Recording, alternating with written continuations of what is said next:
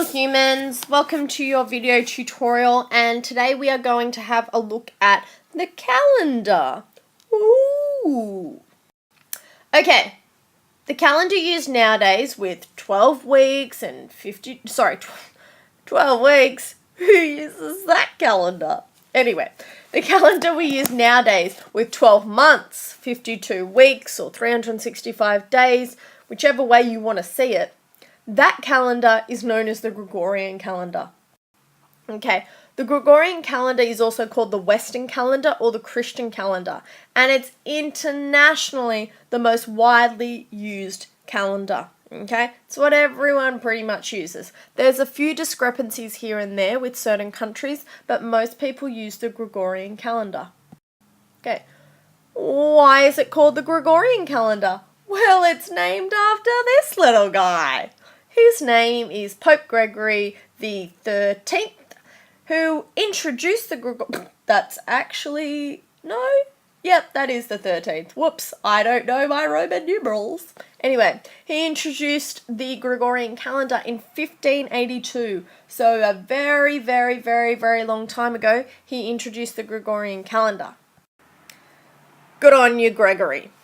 Anyway, what we're going to have a look at today is, okay, that is the Gregorian calendar, but how can I tell time differences between different elements of the Gregorian calendar or different dates? Okay, so let's have a look at a few examples of different dates on my Gregorian calendar and how much time is between them. Okay, this might seem a little bit obvious to you, but we are going to have a look at the first one. Okay, it's pretty straightforward. What is the time, or how much time is there in between December 1925 and December 1835? Write down the example, okay, and then write down the working. Well, 1925 and 1835, it's December, to December, so it's the same month. Sweet!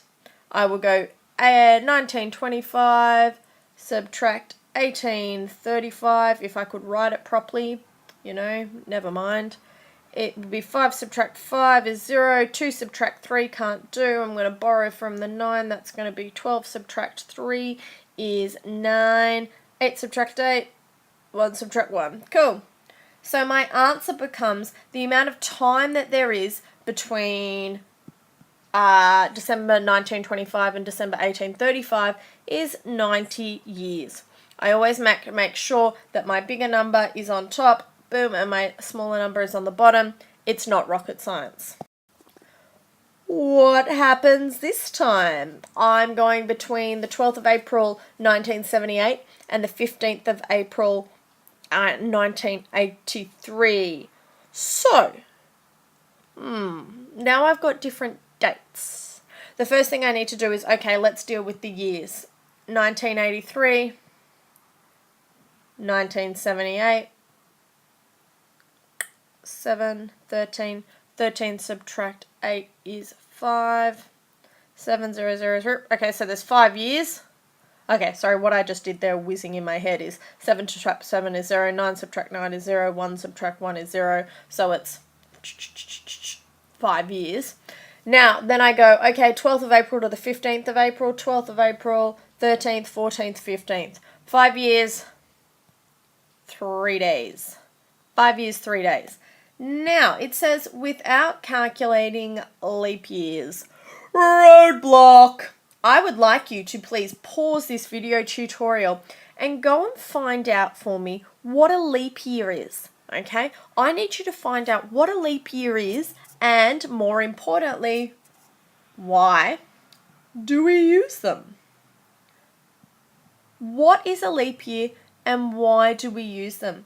Write down the working and then go and do that. When you found the answer, I'd like you to write it in underneath your notes. So a leap year is blah, blah, blah, blah, blah. The function or the reason why we use leap years is blah, blah, blah, blah, blah. And then once you've done that, hit play on the video tutorial again and we'll go through some more information. Okay, another way in which we tell the time around history is with this guy. It's Jesus. Okay, so the other way in which we talk about history or time is around the death of Jesus or the life and the times of Jesus. So Christians saw Jesus' death and his life as being a significant milestone. So while we may talk about things in years, we also talk about this concept of AD and BC. AD means Anno Domini, which also in Latin, it means in the year of our Lord. So if you see anything with AD, as you know, it means after the death of Jesus. BC, on the other hand, before Christ, means before Christ. See how I wrote the same thing twice? Anyway, AD and BC is another way of distinguishing time. Sometimes we're required to calculate the time difference between a date in AD and a date in BC.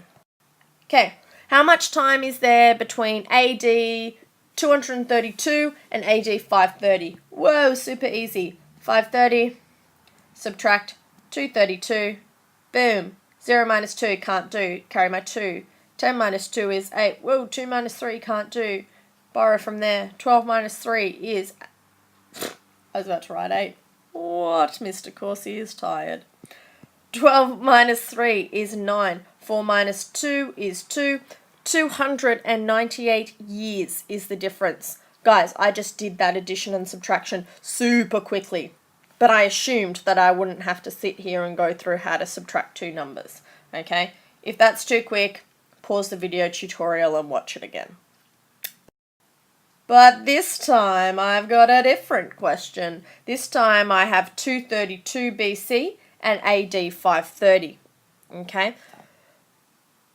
So I actually need to do something a little bit different. I've got all of this time before Jesus.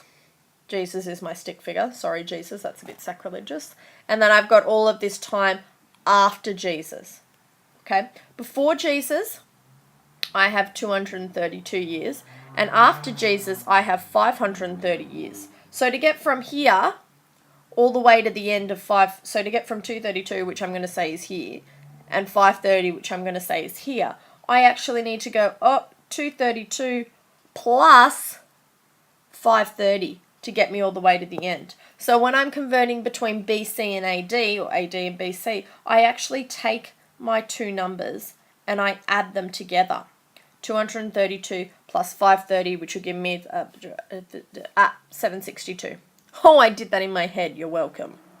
762 years difference. Okay, and that's what you're going to be doing today. You guys are going to be working out different dates on the calendar.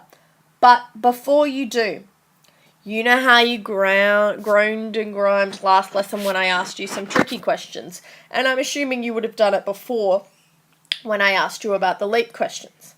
Our challenge for today is going to be about the calendar. I'm going to ask you guys to think a little bit. I want you to think about these and do some research about these three different things. So before you start work, I want you to research and find out the answer for these. Some of them, I know the first one, some of you may already know.